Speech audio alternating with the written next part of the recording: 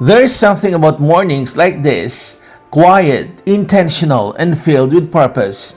Maaga pa lang, I was very up and moving. I prepared food for Ma, made sure everything at home was settled, and of course, got myself ready. Because when it comes to moments like this, events for the kids, there's always that extra excitement. Iba talaga kapag para sa mga kids. By around 6:15 in the morning, nakapark na ako sa school grounds. I've learned this over time. If you want peace of mind, you come early. And true enough, habang papalapit ang oras, sunod-sunod na ang dating ng mga sasakyan. The place slowly filled with parents, grandparents, cameras, and proud smiles. A few moments before the program started, dumating na rin sila, Carol, JC, and Princessa. Saglit lang silang inihatid because JC's dad had to rush to work. So, kami-kami na muna. And honestly, that's already more than enough. Inside the gym, it was already buzzing. Maraming tao. May konting init, but none of that really mattered.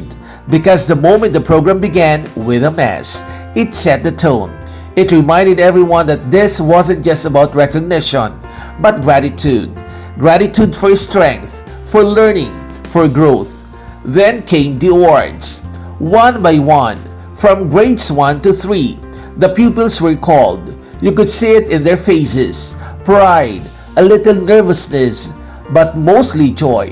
Siyempre sa akin, walang katumbas yung pakiramdam na makita mong inaabot nila ang bunga ng kanilang pinaghirapan. All those early mornings, assignments, little struggles, they led to this. Then it was time for grade 3. And just like that, another milestone was celebrated. Hindi man ingrande sa paningin ng iba, but for us, it meant everything. After the program, they all got into my car, and we headed back home first. We picked up Mama, who was already dressed and ready. Parang matagal na siyang naghihintay sa moment na to. And of course, sinundon rin namin si Christian from the office, our designated driver for the day. Ayaw sumakay pag ako ang driver. Hindi na ako pinayagang magmaneho. Sabi nila, relax ka na lang muna.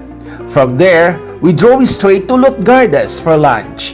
And just like the morning, the experience didn't disappoint. The food was good, comforting, well prepared. But what stood out more was the warmth of the service. The staff were polite, attentive, and genuinely pleasant. It added another layer to the celebration. After lunch, we brought Mama and Christian back home. Then I personally drove JC and the others back to their place. Yes, nakakapagod. The kind of pagod that settles in your body at the end of the day. But it was the good kind. Yung pagod na may kasamang fulfillment. Yung pagod na alam mong may dahilan. Because in the end, it's not really about the traffic, the heat, or the long hours. It's about showing up. It's about being present in the moments that matter, especially for the people who are growing, learning, and quietly becoming who they are meant to be. And if you ask me, I would choose this kind of pagod again and again because it's not just tiring, it's meaningful. My says, Real Talks Cafe. Kwento mo, kwento nating lahat. Minsan, ang tunay na pagmamahal ay hindi nasusukat sa laki ng ibinibigay, kundi sa presensya. Show up, kahit pagod, kahit simple lang. Because one day, those small moments will become the memories that matter most.